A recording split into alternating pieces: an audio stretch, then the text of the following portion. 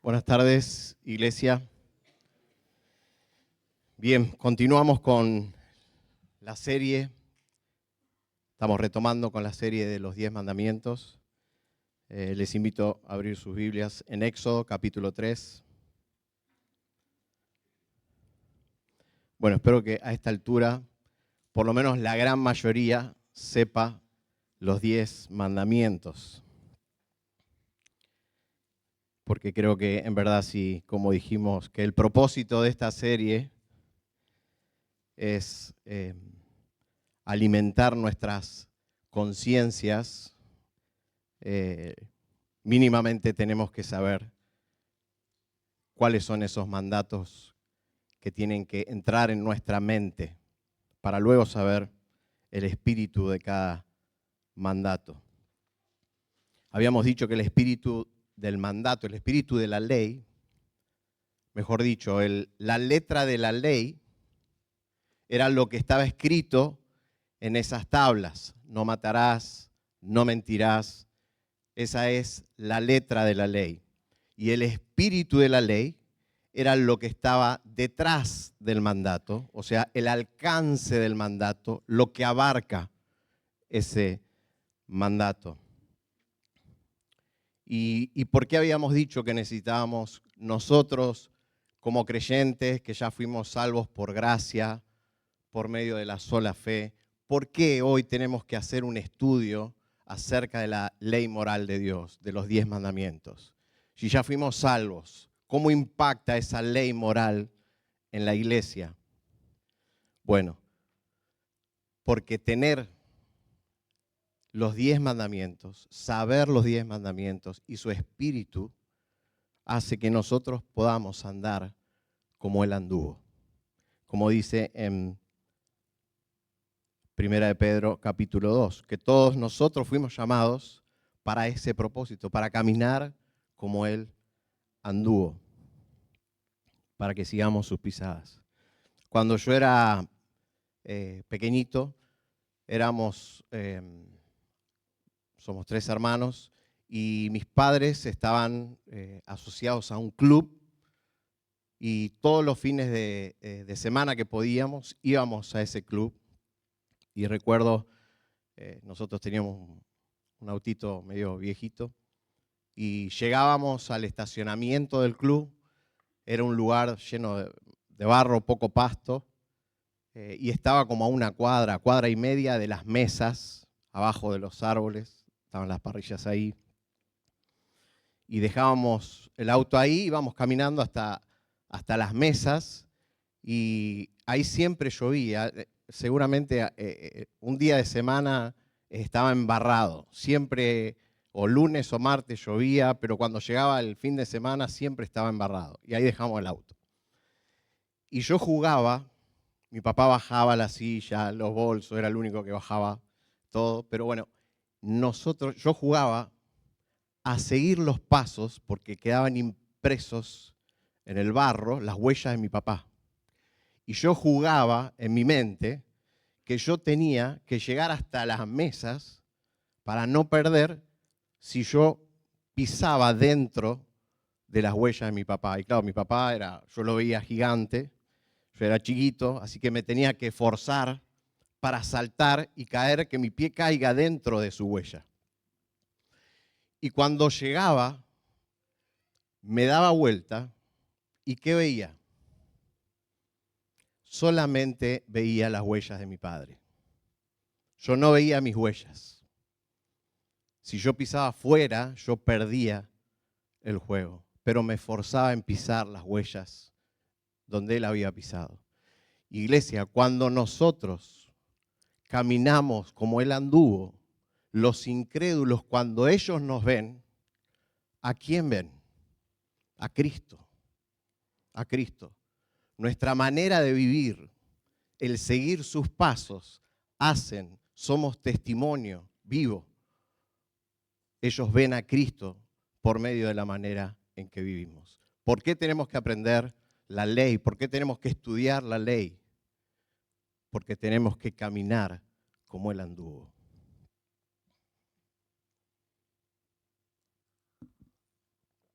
Dice Primera de Pedro, capítulo 2, versículo 21, porque para este propósito han sido llamados, quienes todos nosotros, su iglesia, pues también Cristo sufrió por ustedes, dejándoles ejemplo para que sigan sus pasos, el cual no cometió pecado. Por supuesto que nosotros vamos a cometer pecado, pero estamos hablando de el ejemplo que nos dio y lo que nosotros anhelamos a seguir, su ejemplo. El cual no cometió pecado, ni engaño alguno se halló en su boca, y quien cuando lo ultrajaban no respondía ultrajando, cuando padecía no amenazaba, sino que se encomendaba a aquel que juzga con justicia. Iglesia, para poder caminar y andar como Él anduvo, necesitamos orar. Y eso es precisamente lo que vamos a hacer ahora. Vamos a orar. El Salmo 119, los versículos 18, 33, 34, 35 y 97. Así que vamos a orar, iglesia. Padre amado, te damos muchas gracias, Señor, por permitirnos una vez más congregarnos aquí, todos juntos, para escuchar tu palabra, para alabarte, Señor. Padre, te pedimos que abras nuestros ojos para que podamos ver las maravillas de tu ley. Enséñanos, oh Señor, el camino de tus estatutos y así poder guardarlos hasta el final de nuestra carrera, Señor. Danos entendimiento para que guardemos tu ley y la cumplamos, pero de todo corazón. Padre, ayúdanos. Ayúdanos a andar por la senda de tus mandamientos, Padre, porque en ella nos deleitamos. Y que todos juntos como iglesia podamos decir a una voz, cuánto amamos tu ley, Señor. Concédenos esta petición como iglesia, Padre, porque te lo rogamos y te pedimos en el precioso nombre de tu Hijo amado. Amén. Bien. El primer mandamiento lo encontramos en el capítulo 20, versículo 3. Pero antes de llegar ahí, hay dos versículos, versículo 1, versículo 2, y nos vamos por un momento a detener ahí, porque el Señor, antes de darle a su pueblo, escogido y amado, el primer mandamiento, le recuerda que solo hay un único ser en toda la tierra, poderoso, a quien todo le pertenece, quien creó todo, por lo tanto, Él tiene autoridad sobre todo. Y es el único que puede romper el yugo de la esclavitud, del pecado, del poder de Satanás. Y este no es otro que aquel que se revela en las páginas de la Biblia, al que se lo conoce como el Yo Soy. Yo soy el Señor. Vamos a leer los versículos 1 y 2. Entonces Dios habló todas estas palabras diciendo, yo soy el Señor tu Dios, que te saqué de la tierra de Egipto, de la casa de servidumbre, o donde eras esclavo, donde dicen muchas versiones. Estos dos versículos son el contexto anterior a aquel de su ley moral. Y no ocupan ahí un lugar porque sí tienen un propósito por el cual ocupa este mandamiento del que vamos a hablar, ese primer lugar. No está al azar, está ahí como un recordatorio para que antes de darle su ley, la ley moral, ellos debían recordar quién era Él y qué era lo que podía hacer únicamente Él. Yo soy el Señor tu Dios, que te saqué, te liberté, te redimí, te salvé. Todo eso es sinónimo. De la tierra de Egipto, de la casa de servidumbre, es decir, de la esclavitud. Ellos tenían que recordar eso antes de que Dios le diera el primero de los mandatos. Durante 430 años, El pueblo judío estuvo bajo la esclavitud, la opresión de los egipcios. Y en Éxodo 3, el Señor llama a Moisés de en medio de una zarza para decirle en los versículos 7 y 8, y fíjense los términos que él utiliza, Éxodo 3, versículos 7 y 8, he visto, he escuchado, estoy consciente y he descendido. Es decir, he visto la aflicción de mi pueblo,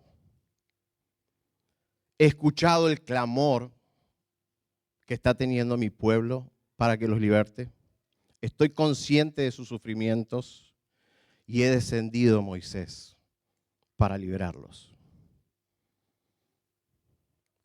¿Qué quiere decir todo esto?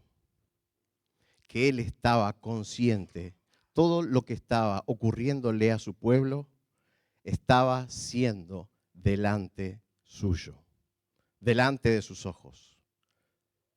Lo mismo ocurre, iglesia, con nosotros hoy. Lo que te pasa, lo que te hacen, lo que pensás, lo que sentís, todo, absolutamente todo, cuando pecamos, lo estamos haciendo delante de su presencia. ¿Y saben por qué no escapa nada de sus ojos? Porque Él es el yo soy. Él es el Señor, el único Dios, Creador, Todopoderoso. Y eso es justamente lo que ahora Él pretende hacerle ver a su pueblo. Que Él es Dios y que fuera de Él no existe nada. En Éxodo capítulo 6, el Señor le dice a Moisés, a tus padres yo me di a conocer como el Todopoderoso, Abraham, Isaac. Pero ahora, Moisés, mi pueblo no solo va a ver que yo soy todopoderoso, sino que yo soy. Yo soy el que soy. Ellos van a ver que yo soy Dios y fuera de mí no hay otro Dios. Él es el único Dios. Él es el único creador. Todo le pertenece. Y el Señor le dice a Moisés, Éxodo 6, versículo 3. Yo me aparecí a Abraham, a Isaac y a Jacob como Dios Todopoderoso, pero mi nombre, Señor, no me di a conocer a ellos. Es decir, parafraseando Moisés, voy a hacer una liberación, voy a liberar a mi pueblo de la esclavitud. Y la liberación que voy a llevar a cabo, no solo van a ver nuevamente mi poder, como ya lo manifesté anteriormente, sino que ahora mi pueblo va a saber que yo soy Dios, yo soy el Señor, yo soy el que soy. Y no solo eso, Moisés, voy a proclamar mi nombre a través de esta liberación por toda la tierra. Éxodo 6, versículos 6 y 7. Por lo tanto, el Señor diciéndole a Moisés, dile a los israelitas, yo soy el Señor, y los sacaré de debajo de las cargas de los egipcios. Los libraré de su esclavitud y los redimiré con brazo extendido y con grandes juicios. Los tomaré a ustedes por pueblo mío y yo seré su Dios. Sabrán que yo soy el Señor su Dios, que los sacó de debajo de las cargas de los egipcios. Él se iba a dar a conocer como el único Dios. Y no hay otro Dios fuera de Él. Y lo iba a hacer en medio de un pueblo que era politeísta, que adoraban a todos los dioses. Por supuesto, esos dioses no existían, eran falsos, eran una mentira. Entonces el Señor iba a aprovechar eso para mostrarle que esos dioses eran falsos y para mostrarle a su pueblo que Él era el único Dios.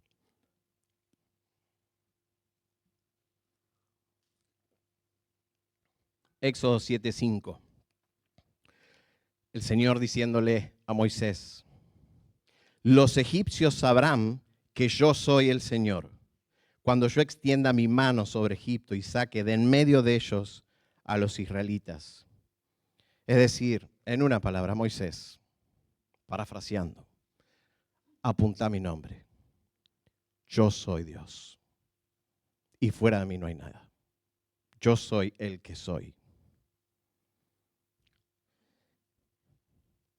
Los egipcios, como el resto de los pueblos que, como decíamos, eran polisteístas, ellos adoraban a varios dioses, y los israelitas por 430 años estuvieron viviendo en medio de esa cultura religiosa.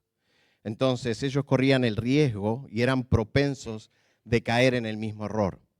Pero no solo eso, nosotros, sin tener nada, sin tener esclavitud con una nación que adora a dioses, nosotros, nuestro propio corazón ya empieza a adorar cualquier cosa. Y el Señor quería justamente mostrarles que Él es el Señor. Iglesia, cada plaga que Dios envió a Egipto desenmascaraba esos dioses egipcios que ellos adoraban. Cada plaga iba apuntada a un dios. Esas plagas no fueron al azar. Él se había propuesto mostrar que Él era Dios y que fuera de Él no había nada. Iba a usar esa liberación, iba a atacar a los dioses falsos de los egipcios. Y dice Éxodo 5, en Éxodo 5, Moisés y Aarón se presentan ante Faraón por primera vez.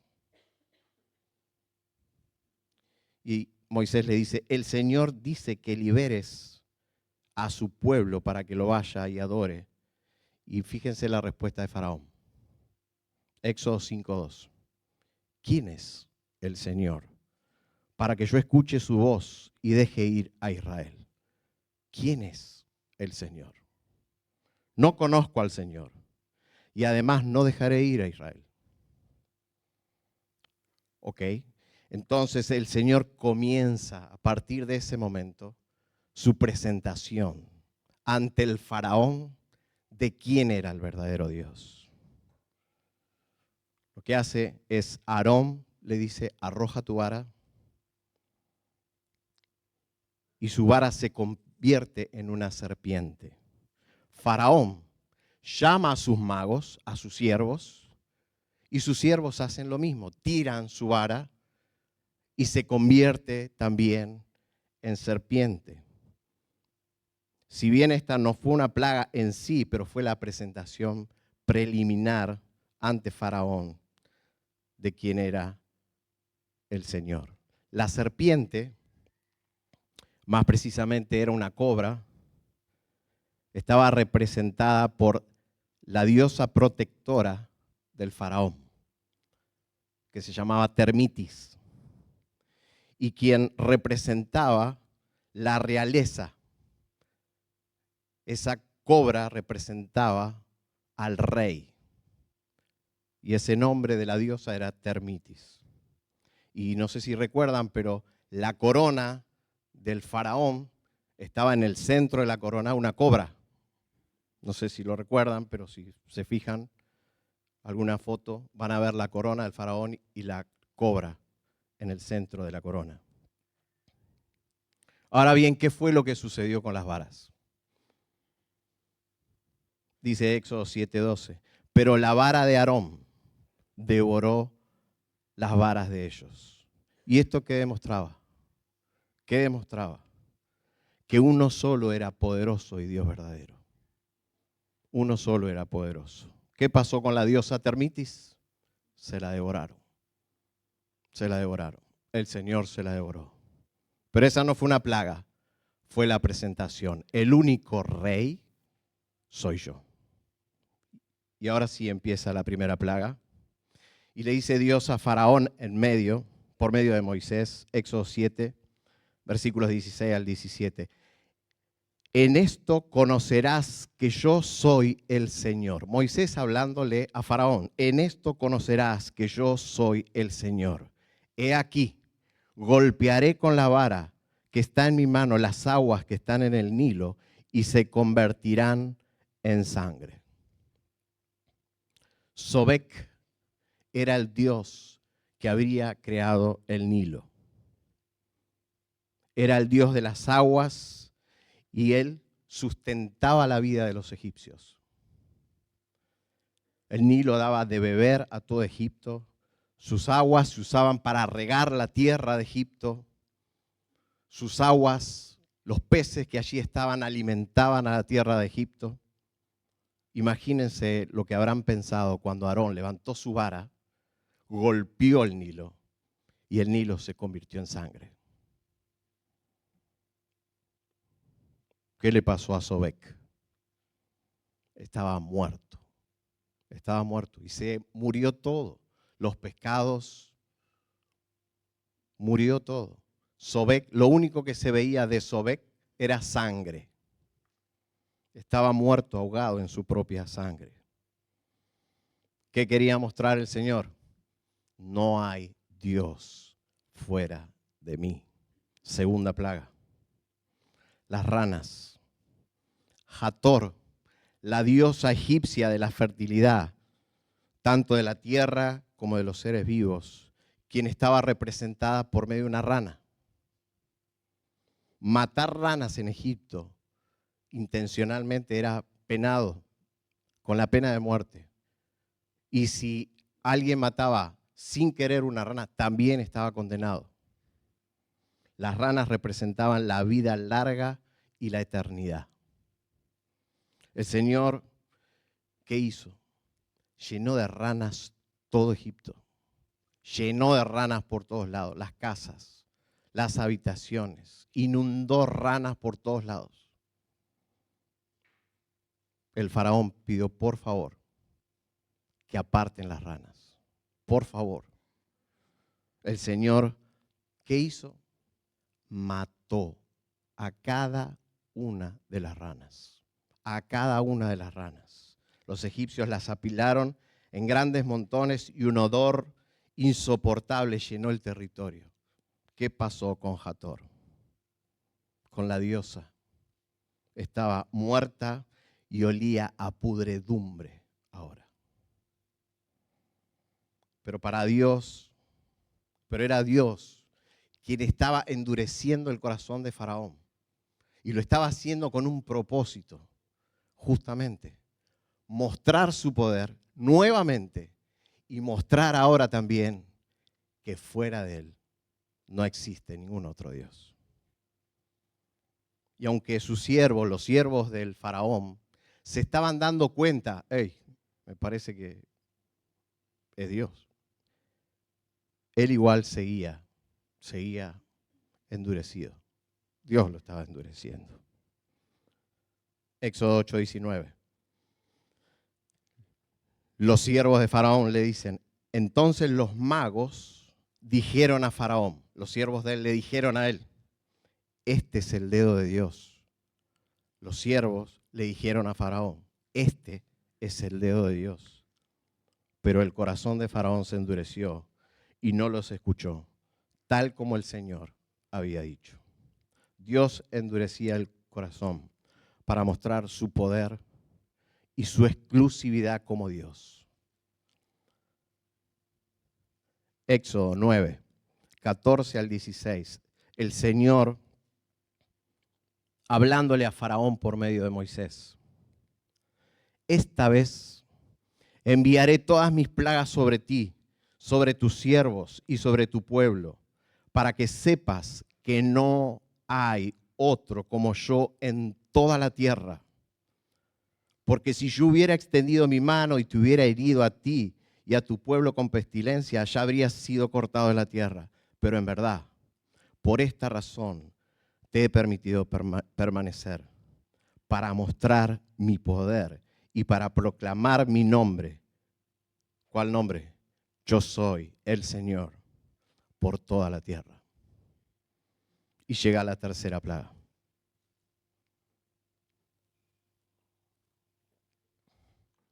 ellos tenían a Geb, el Dios de la tierra, del polvo de la tierra. ¿Y qué manda hacer Dios? Éxodo 8, versículos 16. Entonces el Señor le dijo a Moisés, dile a Aarón, extiende tu vara y golpea el polvo de la tierra para que se convierta en piojos por toda la tierra de Egipto. Transformó el Señor a su Dios en un arma letal para ellos. Insectos por todo Egipto que mordían sus cabezas y los atacaban a los egipcios. ¿Y quién había sido su Dios? Geb. Pero hay un dato. El Señor, en medio de todo esto, mostrando su poder, mostrando que Él era Dios, guardaba a su pueblo. Guardaba a su pueblo. Éxodo 8, 22 al 23. Pero en aquel día yo pondré aparte la tierra de Gosén. Era el lugar donde estaban los hebreos. Pero en aquel día yo pondré aparte la tierra de Gosén, en la que mora mi pueblo, para que no haya allí enjambres de insectos. Otra vez. ¿Por qué lo hacía? Dice, a fin de que sepas que yo soy el Señor y estoy en medio de toda la tierra. Yo haré distinción entre mi pueblo y tu pueblo. Y sucedió lo mismo con el resto de cada una de las plagas. Cada una de las plagas representaba un dios egipcio al cual Dios ridiculizaba y mostraba que no existía, que estaban muertos. Pero llega la última plaga y el Señor le dice a Moisés, Éxodo 12, versículos 12. Esa noche pasaré por la tierra de Egipto y heriré a todo primogénito en la tierra de Egipto, tanto de hombre como de animal, y ejecutaré juicios contra todos los dioses de Egipto. Yo, el Señor. Dice un comentario exegético, el juicio fue específico. En toda familia egipcia, el primogénito moriría a la medianoche, desde el más pobre, el primogénito de la sierva, hasta el de la casa real, el primogénito de Faraón. Y escuchen esto, todo primogénito egipcio recibía un honor especial, pero el hijo del faraón, el primogénito del faraón, que era el heredero del trono, era considerado como un dios. ¿Qué hizo Dios? Atacó directamente al primogénito. Éxodo capítulo 4, versículos 22 al 23. Entonces dirás a Faraón, así dice el Señor, Israel es mi hijo, mi primogénito. Te he dicho, deja ir a mi hijo para que me sirva, pero te has negado a dejarlo ir. Por tanto, mataré a tu hijo, a tu primogénito. Es decir, al matar al primogénito, Dios dio el golpe final a la estructura religiosa de los egipcios, llena de dioses falsos. Finalmente, su pueblo es liberado de Egipto, salen rumbo al desierto. Dios quiere llevarlos a esa tierra prometida y Él sigue guardándolos en medio de ese trayecto, abriéndoles el mar para que pasen, cerrando el mar para que los egipcios mueran y no los persigan más. Él los guardaba, los cuidaba, les daba de beber, los alimentaba luego de haberlos rescatado. Dice Éxodo 13, 21. El Señor iba delante de ellos, de día en una columna de nube para guiarlos por el camino y de noche en una columna de fuego para alumbrarlos a fin de que anduvieran de día y de noche. El Señor cuidó a los hijos y llegamos al capítulo 19 de Éxodo. Y dice Éxodo 19 al 4, que es lo que se leyó antes. Ustedes, el Señor le dice, ustedes han visto lo que he hecho a los egipcios y cómo los he tomado sobre las alas y los he traído a mí. 3 meses después de su salida de Egipto, estando en el desierto, ellos llegan y acampan junto al monte Sinaí. Dios le da indicaciones, los prepara a su pueblo para lo que va a hacer la entrega de su ley. Les pide que no traspasen el límite. Y ahora sí, luego de haberlos libertado, haberles mostrado que fuera de Él no hay otro Dios, Él es el único Dios y Él va a proclamar su nombre por toda la tierra a través de esa liberación. Entonces le dice lo que un padre le dice a un niño pequeño cuando le dice lo que tiene y lo que no tiene que hacer. Hijo, no metas los dedos en el enchufe. Hijo, abrigate. Y así, pero ¿por qué se lo está diciendo el padre? Para hacerle la vida imposible. Oh, mi papá quiere que me abrigue, quiere que coma, quiere que esto. No me deja hacer esto. ¿Por qué le está haciendo el padre eso? ¿Por qué está haciendo eso? Porque quiere su bien. Porque quiere que esté bien. Procura su bondad, su felicidad, su bienestar. Y lo que hace el Señor ahora, en un acto amoroso a sus hijos, es justamente darles la ley. Y hermanos, ¿cómo ven ustedes a Dios? ¿Cómo ven a Dios? ¿Lo ven un Padre amoroso que cuando cierra las puertas,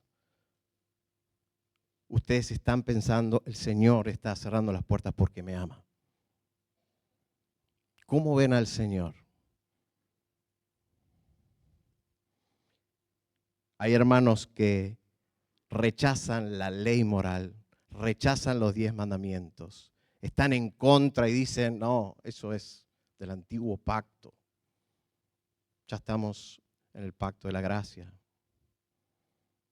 Y es porque no entienden y tienen una distorsión de quién es Dios, una distorsión de su ley.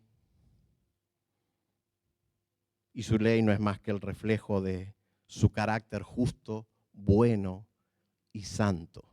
Justo, bueno y santo.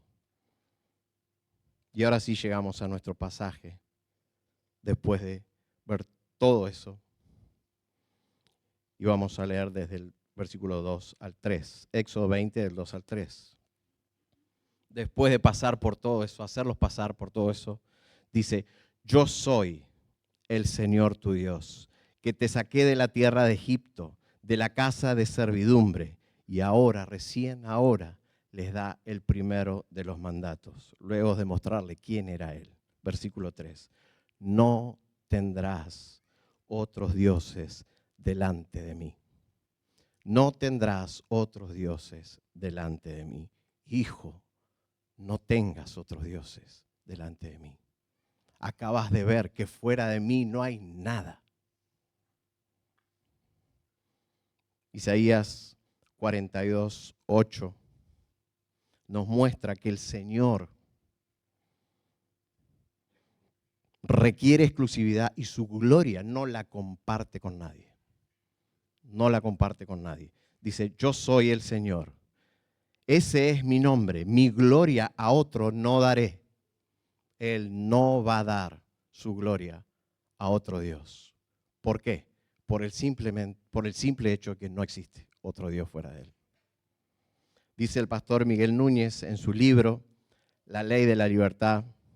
Es interesante notar de que antes de que Dios procediera a entregar sus 10 palabras o 10 mandamientos, les recuerda a su pueblo su amor y su fidelidad.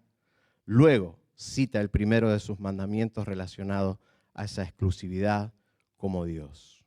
Y como dijimos, ¿cuál es la razón por la cual Él da ese mandamiento de no tener otros dioses delante de Él? Porque no hay otro Dios, no existe fuera de Él. Solo Él es digno de ser amado y obedecido. El Señor a lo largo del Antiguo Testamento lo que hace es mostrarle a su pueblo escogido, a su pueblo amado, que fuera de él no hay nada.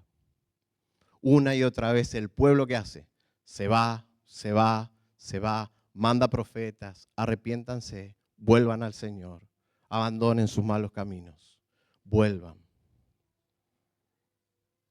En 1 Samuel capítulo 4,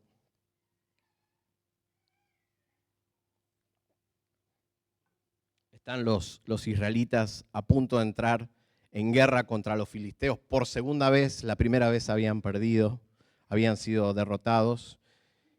Y ellos dicen, bueno, no, debe ser que no está el Señor en medio nuestro. Manden a traer el arca. Y mandan a traer el arca al campo de batalla. Y llega el arca y el pueblo de Israel empieza a gritar. La euforia de ellos, empiezan a gritar. Y dice que la tierra tembló. Y el campamento de los filisteos dicen, ¿qué pasó? ¿Por qué? Y dice 1 Samuel 4:8, los filisteos dicen esto: ay de nosotros, ¿quién nos librará de la mano de estos dioses poderosos? Claro, ellos saben lo que ocurrió, pero no saben que hay un solo Dios y que era Dios quien los había libertado. Dicen, ay de nosotros, ¿quién nos librará de la mano de estos poderosos dioses? Estos son los dioses que hirieron a los egipcios en el desierto con toda clase de plagas. Ven cómo Dios iba proclamando su nombre por el resto de la tierra, ¿no? Estos hombres no vivieron nunca, pero ellos sabían lo que el Dios de los hebreos había hecho. Y ahora ellos se enteran, ay de nosotros, ¿quién nos librará? Porque se habían enterado que el arca había llegado al campamento de ellos. Finalmente el arca es capturada por los filisteos. Ellos se la llevan y la ponen en el templo de Dagón. El templo de Dagón era el principal dios de los filisteos y ponen el arca junto a este dios que estaba representado en forma de pescado, el cuerpo de pescado, pero la cabeza humana. Y el arca la ponen junto a Dagón. Dice 1 Samuel, capítulo 5, versículos 3 y 4. A la mañana siguiente, cuando los de Azob se levantaron temprano, vieron que Dagón había caído rostro en tierra delante del arca del Señor. Así que tomaron a Dagón, lo pusieron otra vez en su lugar.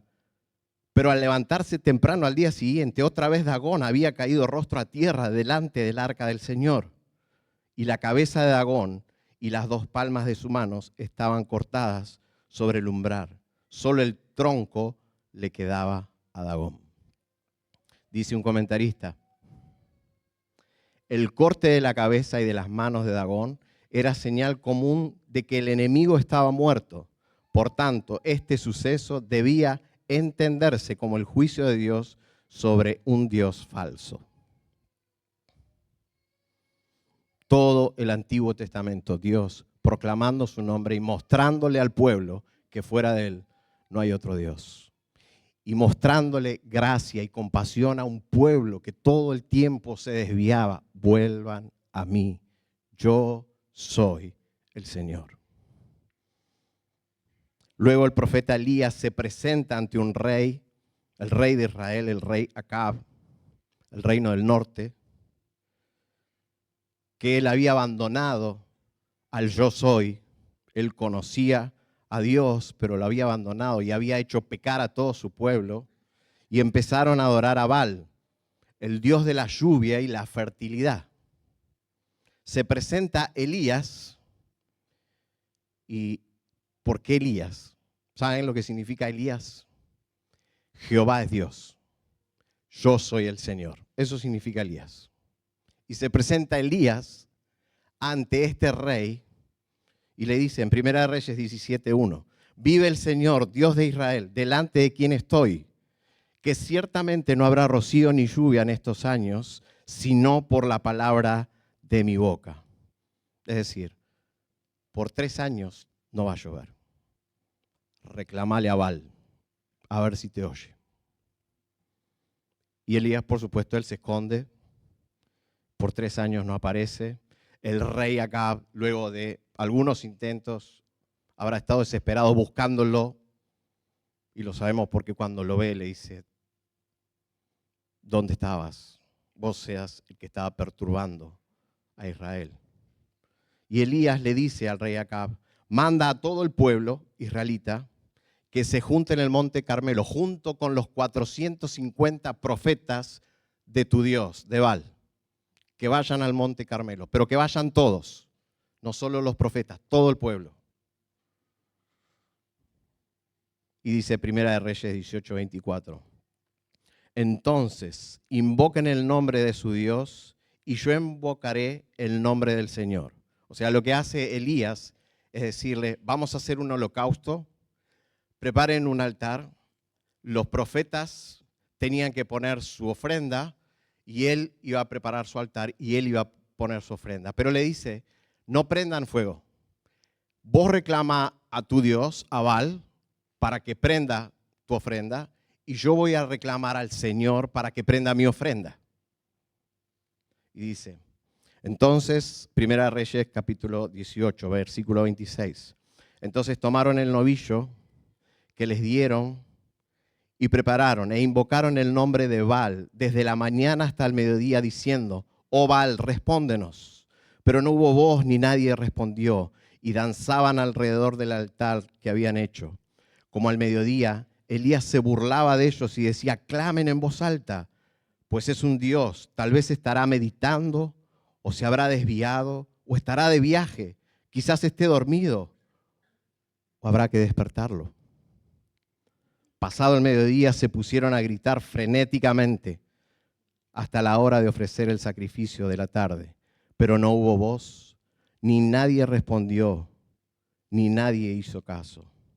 A la hora de ofrecer el sacrificio de la tarde, el profeta Elías se acercó y dijo, oh Señor, Dios de Abraham, de Isaac y de Israel, que sepa hoy el pueblo que tú eres Dios, que yo soy tu siervo y que he hecho todas estas cosas por palabra tuya. Respóndeme, oh Señor, respóndeme, para que este pueblo sepa que tú, oh Señor, eres Dios y que has hecho volver sus corazones. Entonces cayó fuego del Señor y consumió el holocausto, la leña, las piedras y el polvo, y se secó el agua de la zanja. Cuando todo el pueblo vio, se postró su rostro y dijeron, el Señor es Dios, el Señor es Dios. Iglesia, y acá Elías luego hace una pregunta al pueblo, y esa pregunta puede ser aplicada a hoy, a nosotros. En versículo 21, capítulo 18, dice, Elías se acercó al pueblo y dijo, ¿hasta cuándo vacilarán entre dos opiniones? ¿Hasta cuándo vacilarán entre dos opiniones? Si es el Señor, síganlo, síganlo. Si es Baal, síganlo a él. La letra de la ley, la letra de este mandato, es no tendrás dioses delante de mí.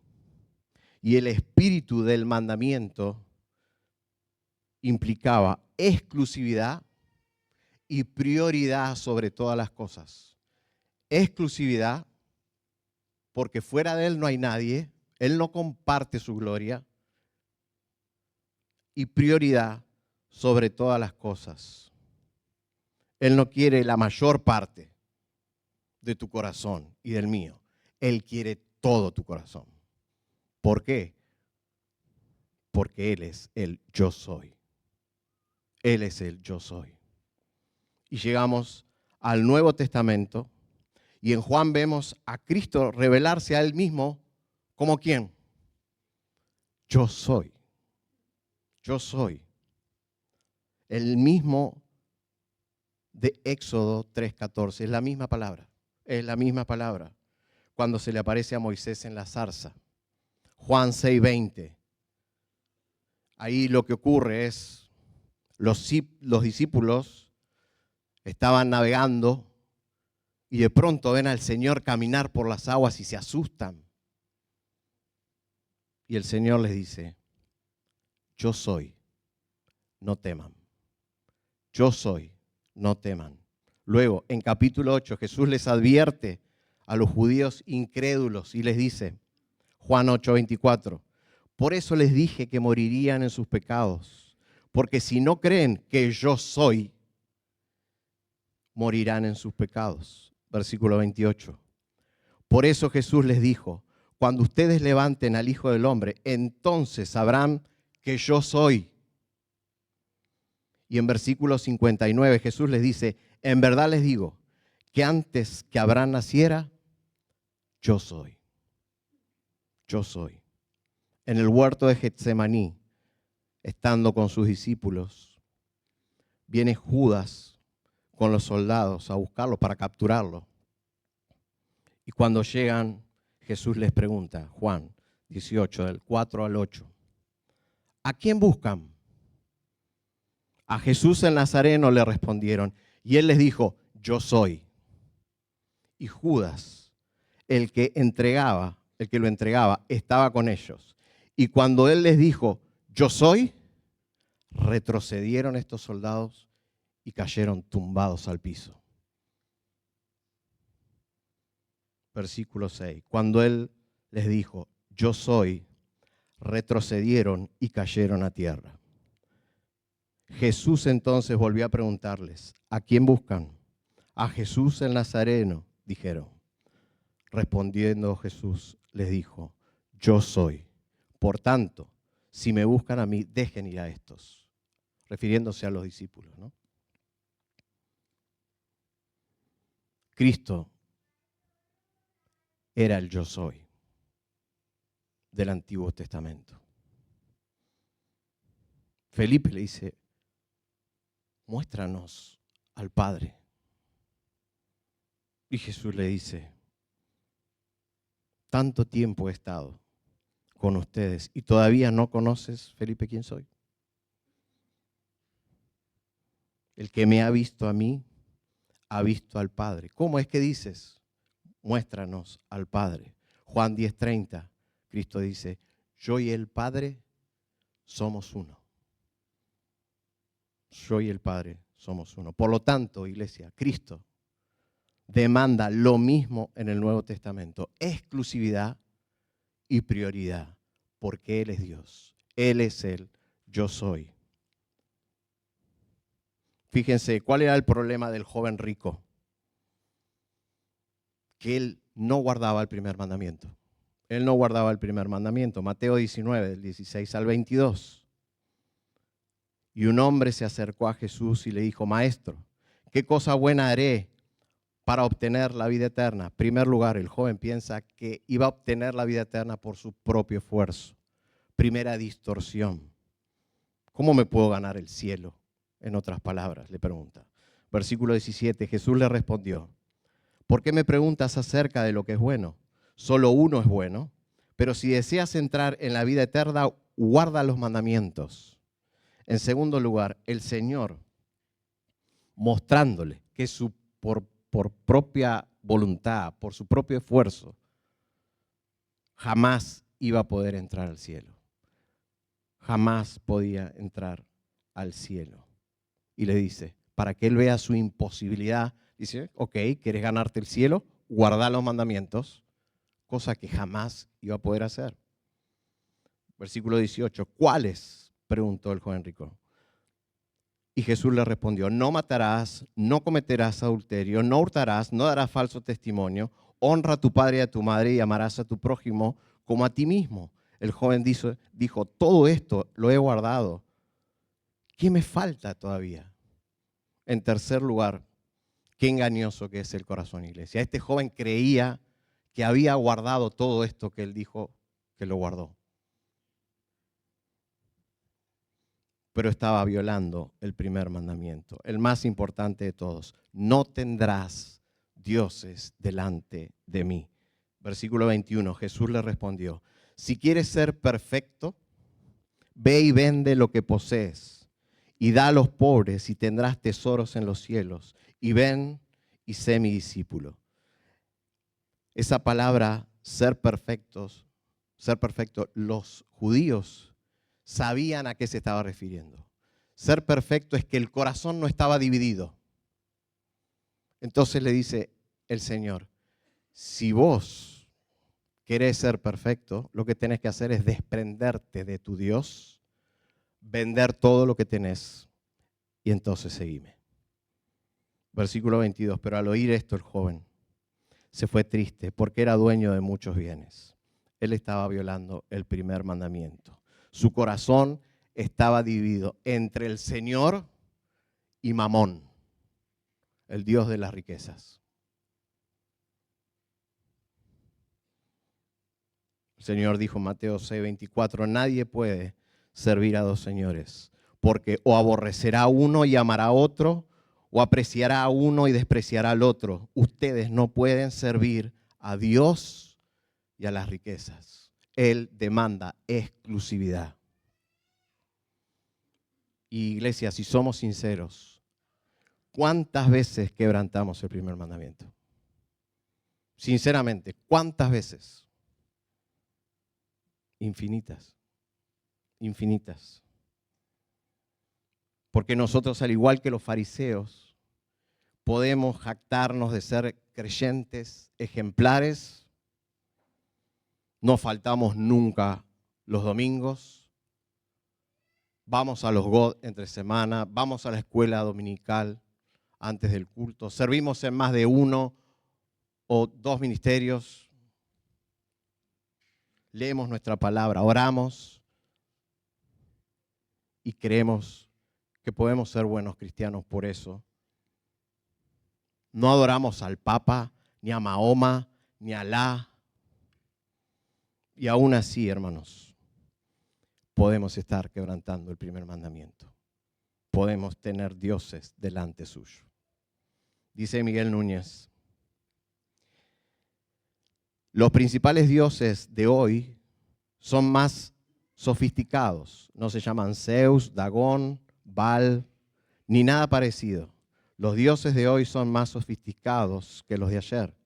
Estos han perfeccionado el arte de encubrir su real apariencia.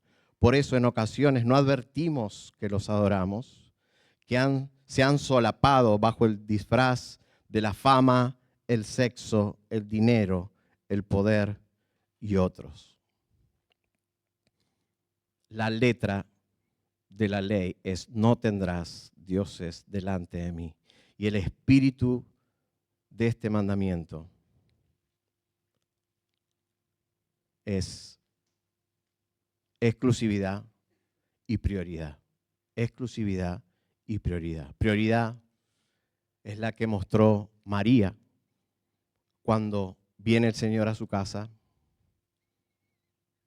Estaban las dos hermanas. ¿Y María qué hizo? Se sentó a escuchar al Señor. ¿Y Marta qué hacía? Atareada, afanada con las cosas de la casa. Y tan afanada que incluso le dice al Señor: Señor, repréndela, dile, estoy haciendo sola esto. ¿Y el Señor qué hace? Marta, Marta, qué afanada que estás. María escogió la buena parte. Ella sabía lo que era la prioridad. Eso es prioridad, hermanos. Tenerlo a Él como prioridad. Exclusividad. Mateo 10:37. El Señor revela el espíritu del mandamiento. El que ama al padre o a la madre más que a mí no es digno de mí. El que ama al hijo, a la hija más que a mí no es digno de mí. Parece fuerte, ¿no? Pero Él reclama exclusividad. La exclusividad de tu corazón. Y en Lucas 14, versículo 26, Él vuelve a decir esto, pero le añade tu propia vida y mi propia vida. Si alguien viene a mí y no aborrece a su padre y madre, a su mujer e hijos, a sus hermanos y hermanas, agrega ahora, y hasta a su propia vida, no puede ser mi discípulo. Cristo debe reinar en nuestros corazones. Y hermanos, no tiene nada de malo amar a nuestras esposas, no es pecaminoso amar a nuestros hijos, no es pecaminoso incluso amar nuestra vida. El Señor nos manda a que amar nuestra vida. La clave está en esta frase: más que a mí, más que a mí. Cuando eso ocurre, iglesia, comenzamos a tener otros dioses delante suyo. Y si eso ocurre, lo que ocurre siguiente, lo próximo que ocurre es que Él ya no es exclusivo y que pierde la prioridad en nuestra vida. Y ese es el espíritu de este mandamiento.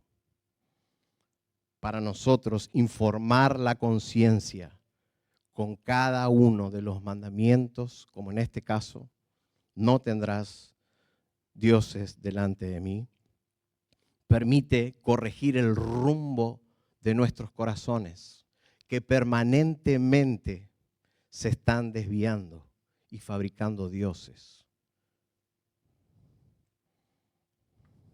Él quiere que observemos lo que solo Él pudo hacer en nuestra vida pasada. Así como Él, antes de darle la ley, el primer mandamiento a los egipcios, Él lo que quiere es que miremos atrás, que miremos la vida anterior que teníamos, el Egipto donde estábamos, esclavizados en los pecados que cada uno sabe. Ese era el Egipto. ¿Y quién nos rescató de ahí? Él, el único que podía hacerlo. Dios, el yo soy, Él. Y ahora Él dice de una manera amorosa, como le dijo en el capítulo 19, ustedes han visto lo que yo he hecho a los egipcios, cómo los he tomado sobre las alas de águilas y los he traído a mí. Eso quiere, iglesia, hoy el Señor. Que vean atrás cómo Él los tomó y por amor darles este mandamiento y que entiendan el espíritu de este mandamiento. Como un Padre amoroso nos dice hoy, iglesia IBM de Cava, no tengan otros dioses delante de mí. Y amigo que estás acá, es terrible, y por experiencia propia te lo digo, es terrible no tener a Dios, el Dios de las Escrituras, como el único Dios verdadero. Dice el Salmo 16:4 que se multiplicarán las aflicciones de aquel que no adora a Dios, que no sirve, que sirve diligentemente a otro Dios. Y por experiencia propia, querido amigo, yo te digo que es así, que la palabra no miente. Pero si estás acá y escuchaste que todos tus dioses, los que actualmente hoy tenés, nunca te trajeron paz, nunca te dieron alivio,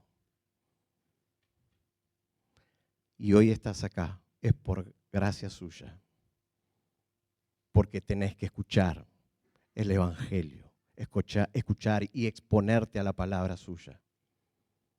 Cristo, que es Dios, la segunda persona de la Trinidad, disfrutando de una comunión perfecta con el Padre y el Espíritu, decidió despojarse de todo, bajar a este mundo, vivir la vida que no podemos vivir, obedecer la ley moral de Dios que ningún ser humano puede obedecer. Él la cumplió a la perfección. Su obediencia fue perfecta y tomó tu lugar y mi lugar y recibió el castigo. La ira de Dios cayó sobre él, cuando en realidad debería haber caído sobre vos y sobre mí. Dice la palabra que sin derramamiento de sangre no hay perdón de pecados. ¿Qué se podía contemplar en esa cruz? Sangre y un cordero sacrificado. Murió, pero al tercer día resucitó. Y hoy podés contarte en medio de sus hijos si te arrepentís y pones tu fe solo en aquel que existe, que fuera de Él no hay nada, como escuchaste. Es Cristo. Arrepentite, poné tu fe en Él. Él es el Dios que puede rescatarte de lo que estás viviendo hoy, de la esclavitud del pecado, darte vida eterna, perdón de pecados. Anda a Él. Vamos a orar.